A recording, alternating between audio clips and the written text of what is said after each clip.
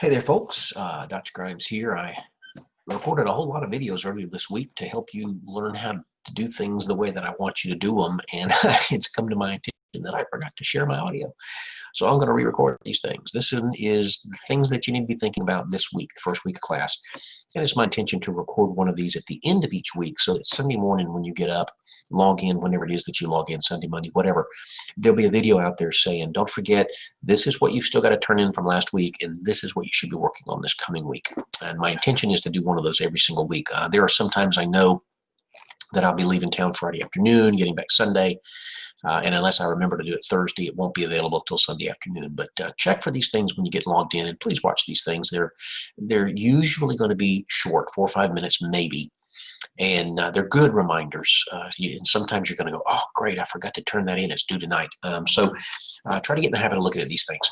So for week number 1 is just getting started, normal beginning of the semester stuff. I want you to look at the syllabus, print the thing out, look at the video that goes with it. I introduce myself, tell you a little bit about me, and then I talk about the syllabus and the pieces of the syllabus, the grading components, how your grade's going to be calculated, those kinds of things. So look at that. It's about 30 minutes long, and I did remember to share my audio on that one. That one's good. So the syllabus in the video. Go ahead and get your books. For this class, we have 3 textbooks.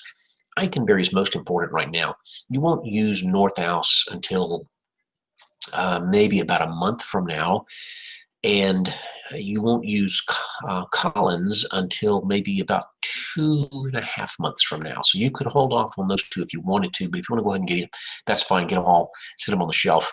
But Eikenberry, you need to start reading right away. So hopefully you had a chance to look at the email that I was able to send most of you a week or so ago, and some of you have already gotten these books, and that's good. Get your Eikenberry book for sure, all 3 of them possibly. And if you've got the Eikenberry book before the end of the year and before the end of the week, read chapters 1, 2, 3, and 4. 1, 2, and 3 are very short, very introductory kinds of things, how to use this book, so forth. And then I think maybe chapter 4 is the first main idea that he presents. But pay attention, make some little notes in the margin. Eikenberry you may want to keep. It's nothing really earth-shattering, groundbreaking. You're going to go, this is common sense, but you may want to underline some stuff and refer back to it later. You'll also want to, when it's available, watch the discussion video that I create. That's one that I did and forgot to share the audio, but I'm going to talk through there what I expect from you in the discussion boards that we're going to have each week, how I'm going to grade those things, so what your plan of attack ought to be if you want to get all the points possible off of that. That should be ready a little bit later this week. Also, starting next week, week number 2, you'll have to find an article related to the Eikenberry material that you read this next week, I guess it is. And I'm going to have a little video out there where I kind of talk through the kind of article I'm looking for and what do you do with it once you find it, grading, all that kind of stuff. So be watching for that also later this week. 2 main things that you need to do this week are an introductory discussion, which helps me to verify attendance and participation so that funding goes cleanly and all that kind of stuff. You're going to want to go and post a quick little note about who you are, where you are, how far along you are in the program, and something interesting about you. If you want to post on other people, words of encouragement or, hey, we're in the same class again, that's fine. There's no requirement for this introductory discussion that you interact at all. It's just an introductory thing. But I'd also like to try to get all of you to load a profile picture out there. You see when you look at mine, there's a picture that's just basically my face. It fills the screen. When we get into discussion boards, it's going to be really, really helpful to all of us if we can see your face while we're reading your words. If you don't know how to load a discussion or a profile picture, let me know. Post something to the Ask Dr. Grimes board, and I can either talk you through it on the discussion board, or I can load a file that you can print and check it off.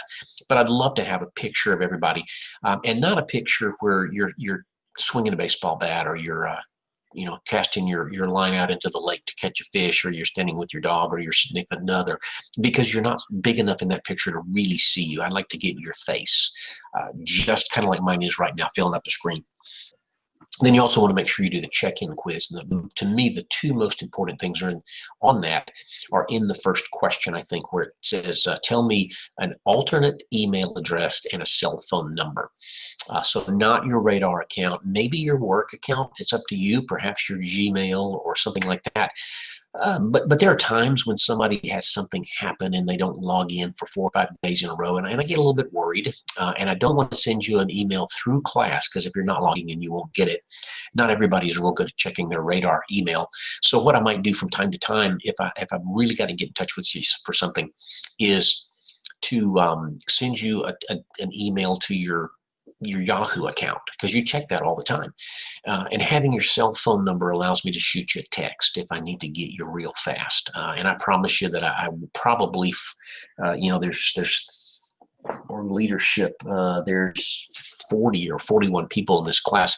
I probably won't use any of your information all semester long. So there's no real harm in giving it to me, but let me have it just as a backup in case. So first week, syllabus and video for the syllabus, the discussion video, the article video once I've got those ready.